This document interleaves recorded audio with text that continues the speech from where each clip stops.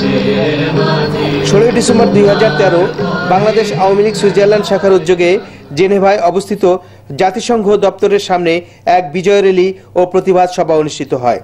Switzerland Awami লীগের সভাপতি হারুন ব্যাপারীর সভাপতিত্বে অনুষ্ঠান পরিচালনা করেন বিশিষ্ট সংগঠক রহমান খলিলুর।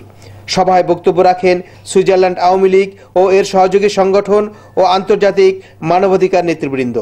কিন্তু আমরা আজকে 42 বছর পরে এসে আমরা পাচ্ছি সেই হানাদার বাহিনী আবার 71 সৈন্যের ন্যায় শকুনের ন্যায় যে অসামাজিক কর্মকাণ্ড চলছে বাংলাদেশে, রাজাকার আলবদর তথা বিএনপিরা, সুতরাং আমরা এদেরকে প্রতিহত করার জন্য আপনাদের সহযোগিতা কামনা করছি। আন্দোলনের নামে বিএনপি এবং জামায়াত ইসলামী যেভাবে নিরীহ জনগণকে হত্যা করছে। The independence of any nation is a very important and significant event in the life of every people.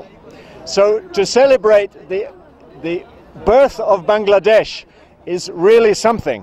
Bangladesh was born in blood, and many people died in the struggle to free the country.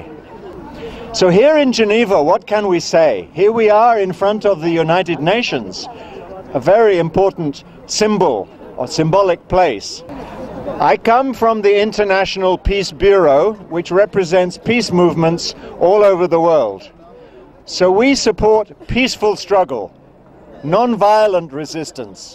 এই হত্যাযজ্ঞ, এই পাশবিকতা শুধু 71কে মনে করিয়ে দেয়, সেই পাকিস্তানিদের নির্মমতা মনে করিয়ে দেয়, সেই রাজাকার আলবদরদের পাশবিকতাকে মনে করিয়ে দেয়।